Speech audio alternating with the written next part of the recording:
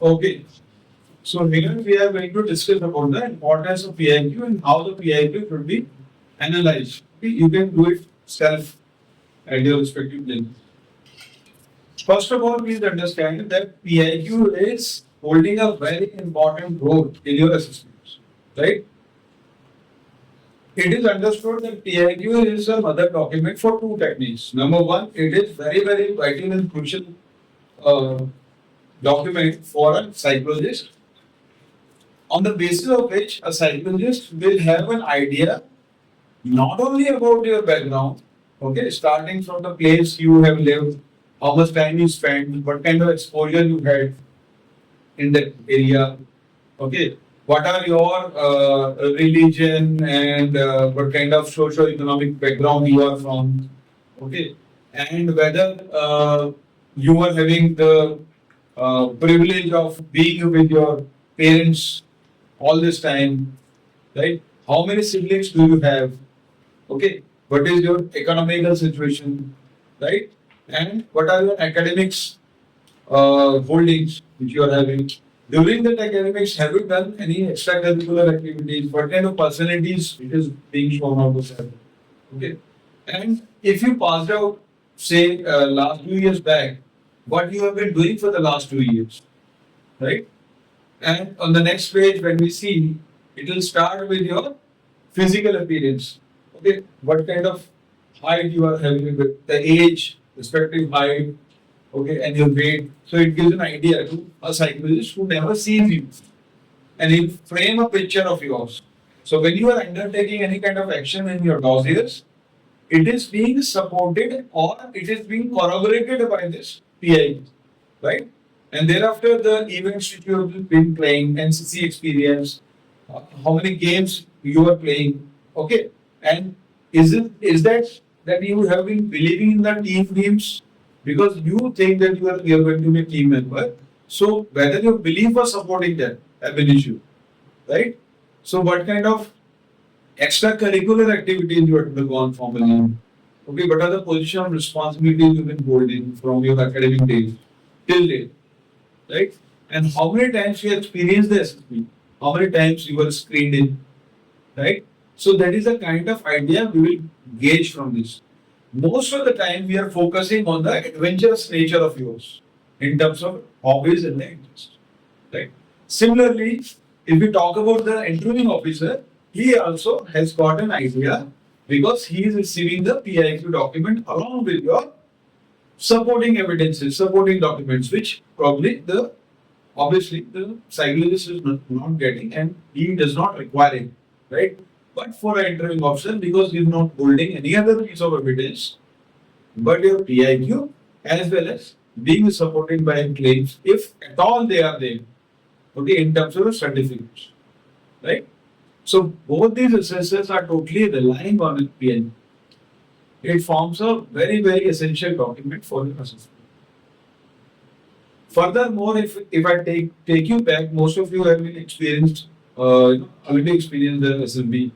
So you are in the peak of good feeling when you know that you have been screened in. Okay, that is the first document you come across. You have been asked, then you will be asked to fill up the PIQ document. So you are in a relaxed frame of mind and you tend to write all the details. We will also get an idea, psychologists will get an idea if you are leaving something blank which is not applicable to you. How much casually you are writing your PIQ, okay? What is the kind of attention you are paying in the questions? What kind of format you are writing in terms of the answers? Whether you are understanding the format which is being asked, you are writing the answers in those formats or not. So these all becomes a building block for your assessment in the psychology, right? So now if you there's a PIQ being flashed before you, and now we are going to see what all potential it has is holding for you, right? So your PIQ document, if you look at, the first thing is the selection board number and place. So at least you should be aware that if you are coming to Gandhinagar, the number of selection board is number 3 AFSB, right? So you write number 3 AFSB and thereafter you write and, because the question format is this, and place is Gandhi. Okay, that is how you're supposed to do at 9, right? And the batch number, chest number, will be given to you, and that is the things which you are going to write there. The roll number, FCAT, if there is a FCAT entry, you are supposed to write the FCAT roll number or the UPSC, whichever is applicable. The next question is asked, name in capitals as per the matriculation certificate, right? So matriculation certificate becomes another document for writing this name. And intentionally we are asking write in capital name. So you are supposed to write your name in capital, right? And then also we will be asking you then and there. Okay, the duty selection officer who is getting the PIQ filled up by you will be asking you to underline the part of the name by which you will be called on by the entering officer. You would like to be called. So you are supposed to underline that part of the name, right? If I would say, if you are selecting the surname to be underlined, so it signifies that you believe in or you take pride, which is more than required in your caste, right? Something like. So if I say you will write father's name, so that's a kind of recency which is coming on. So it is an optional thing whether you are continuing in capitals or you are reverting back to the sentence form. Okay, so that is also fine. Print whatever is written. Now, place of maximum residence. All these under 4A, B, C, they are talking about the place with population, right? And after 4C, it is also being asked whether this is the district headquarters or not.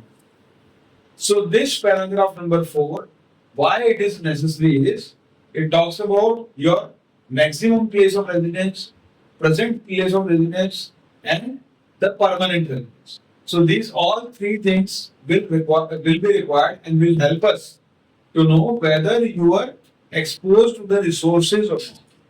Okay. So whatever your capabilities are there, whether if without any resources you are coming to this level, when we will provide you resources in the defense forces, you are likely to excel further. Okay. And otherwise, if you are already having living in a town which is supposed to be having lot of facilities and resources, and you are failing to utilize that, so that goes against you, right? So that is the kind of mindset before putting up these kind of questions. Now the next is para number 5. It talks about your state and district. So in the same format, this will be written here. So that is how it should be written.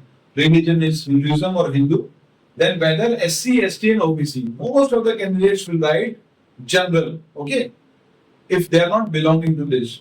So but they are not answering the question. The question says whether you belong to SC, ST or OBC. Firstly, the question needs to be answered. So that is a kind of your involvement in the queries. Okay, there is sense of belongingness, sense of responsibility. So that is how now this is correctly answered. No, and bracket means optional thing. He prefers to write his actual caste or what is the group he belongs to. Okay, so general category he belongs to. That's why it's general. Next is mother tongue, and thereafter date of birth and whether married, single or widower. So he will be single. Now, para number 6 is your father or mother, whether they are alive or not. Okay. It is not necessary that everybody's parents are alive. It's not necessary. So it is given for them. Now, the basic idea behind it is to understand what kind of nurturance he has gone through, whether he was in the company of both the parents, okay, or not. So nothing negative about it, but we keep this thing in mind by giving you a benefit out that despite so many restrictions, so many problems, so many issues, these things have not come and served as a limitation in its path of growing further, getting from one level to the other, right? So this is how they are playing a major role, and we would like to know about your age at the time of their death if they were not alive, right? So that talks since when you have been deprived of both the components. Okay, that's all. Now thereafter, you are supposed to write their education, qualifications, occupation, and the income. So in this case, the father is not alive. So here, income per month is nil, right? So nothing should be left blank. You should be responsible. We are looking for a responsible citizen who understands his requirements, what is expected out of his actions. Okay, so that is what you are supposed to write. And then thereafter, the mother also you are supposed to write the similar way. And the guardian. Now please understand, your parents are your natural guardians in the eyes of you, right? If any one of them is alive, then you don't have any guardian, right? In their absence, yes, the guardians may or the guardians particular should come in, right? Is of the education, occupation, and the income. So in this case, it's not applicable. So we'll just cut it down. Okay, put a line or just write not applicable, right? And thereafter, whatever you are having siblings, okay, elder brother or sister or younger brother or sister, accordingly, either you start taking that yes or start cutting which is not believable. So adopt any of this mean, not both of them. Okay, so it shows your fickle mindedness.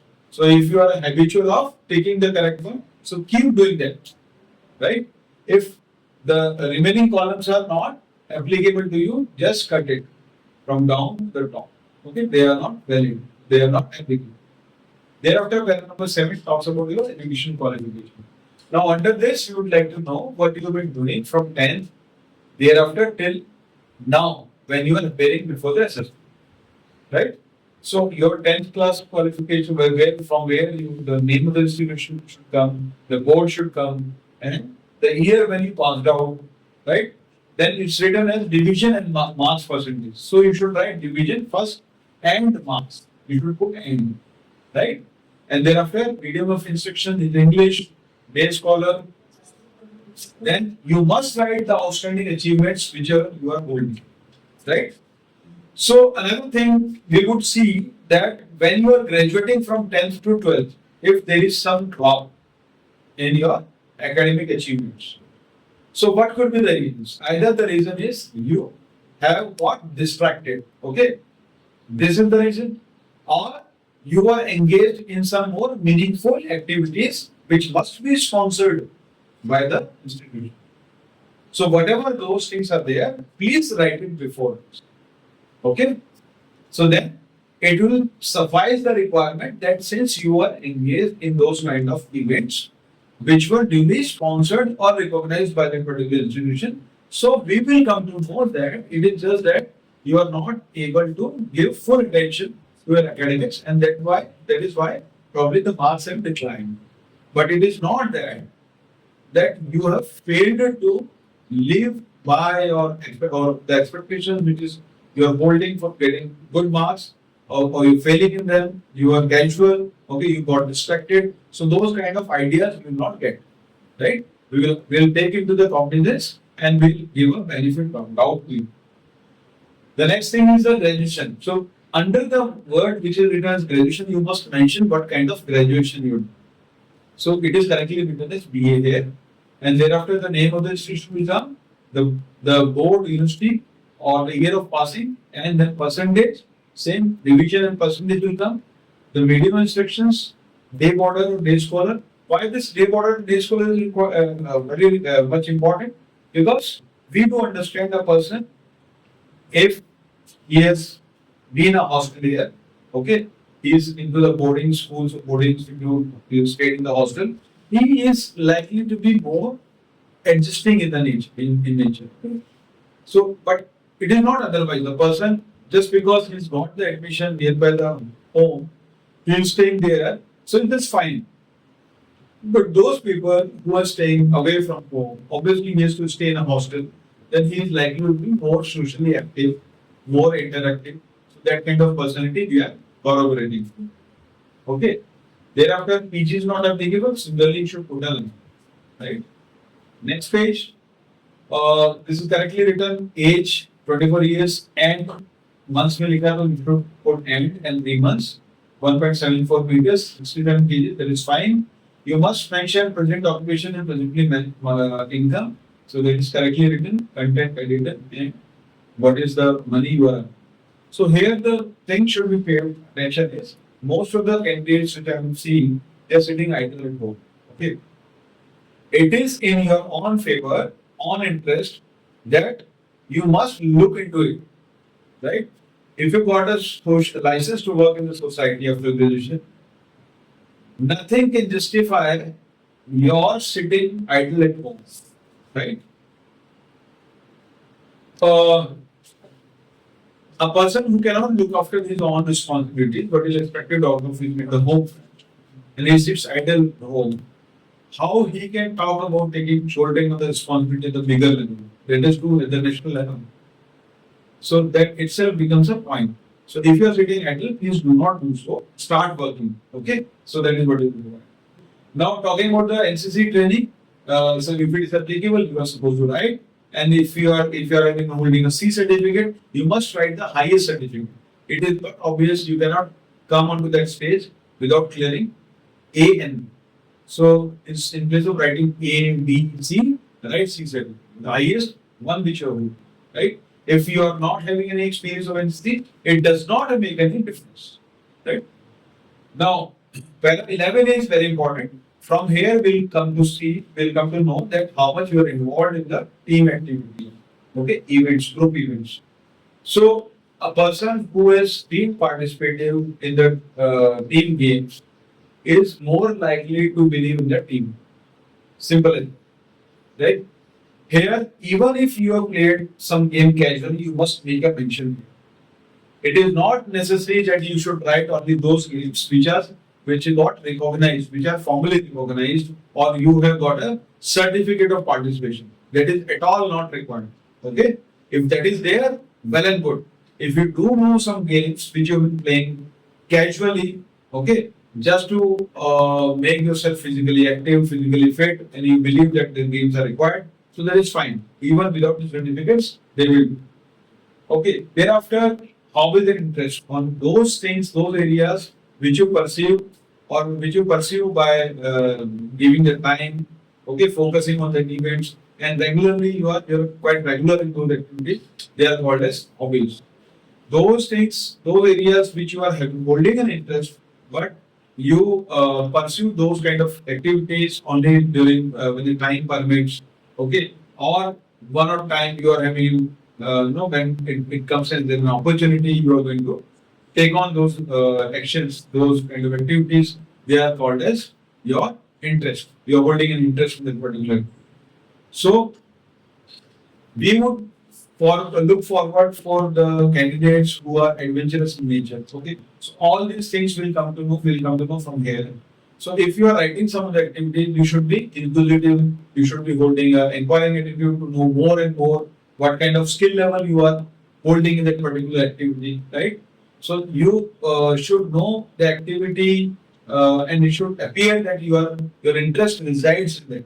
So obviously, if, for example, if I'll talk about if you know if you're doing mountaineering or trekking, so you should be knowing who has climbed the Mount Everest from India, who is the first climber, what is the present state, okay, how much techniques does it employ, what all things it gets into going there. So that kind of inquisitiveness and inquiring attitude we will certainly look forward, especially in the interview. Okay, remaining activities like the C, 11C, it talks about participation in extracurricular activities. Obviously, the person who is likely to participate more in the extracurricular activity means he is more social. He is getting affected by the the contribution in the society. Okay, he because ultimately it is what you are not a self-centric person. You want to get involved in the society. You want to get involved in the group activities which are beneficial for the people at large. So all those activities must come in here. Okay, it talks about your involvement, what kind of personality you are having. Okay, you are not a self-centered person, but in your free time you are contributing, volunteering for some certain social activities. So those kind of activities must come in, right? Uh, Now, talking about the duration of participation either in the games or these activities, it should be from this year to that, right? So it can be as least as possible one year also. But some of the activities must be continuing till date. So that means you are holding an active interest. You believe in those kind of activities.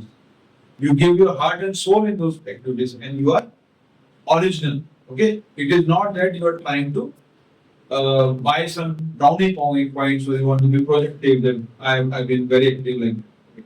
So that will be giving us an indication that you are a very active person in this kind of activity. Now coming to the 11D, if it talks about the position of responsibilities, offices held and all, so you should write down all those activities which you are holding, starting from the recent one.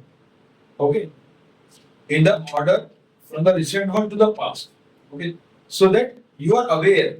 You're telling us that you are still holding these position of responsibilities, and in the past you have been holding these kind of responsibilities. It can be treasurer, okay, say it's a fund collection, self-help group. You could be treasurer also, you could be secretary of that thing also. So you should be knowing about the job content. What are the job description? What you are supposed to do? How you have done executed all these things. So you should be able. And it talks about again that you are a responsible person. You never shy by assuming the responsible roles whenever they are there before you. Thereafter, the choice of service. So the commission, nature of commission is supposed to write if you're applying for SSC, then it's for SSC. For PC, if you write then PC. Choice of service will come. And number of chances, para 13. It is very important because we would like to know how much experience you are holding and moreover, how many times you are screened out. Okay. So because I want to give you an assessor benefit doubt. If you are screened out, that amounts to that you have not experienced the SSB. So it will not be counted as the chance for you, right? So I am not holding a false impression that you have come for so many times and you are familiar with the entire process of the SSB. So some of the assessors do believe that the familiarity plays a major role, except the psychologist. We know the familiarity does not is not that significant, right? A person who has got a capability, it just happens that one fine day he is his determination, his pursuance, or he is a go-getter kind of a person. Then he gets clear. Okay, he gets clear in his mind, and the aim is very clear now. Okay, fueled by his drive and determination, he can always cross that boundary. Right. So it is better that assuming that total number of chances you avail 12, so you write 12 and bracket you put how many times you are screened up. So that gives us fair idea how many times you are actually screened in, right? And thereafter you're supposed to write the type of entries, SSB name, dates, if you know, chest number and the batch number, well, otherwise not compulsory. And in the last you're supposed to write date and place, and on the right side, right bottom, you're supposed to sign. Right? So that is why the PIQ feeling and understanding the importance of each and every word plays a major role in your selection. Right? Thank you.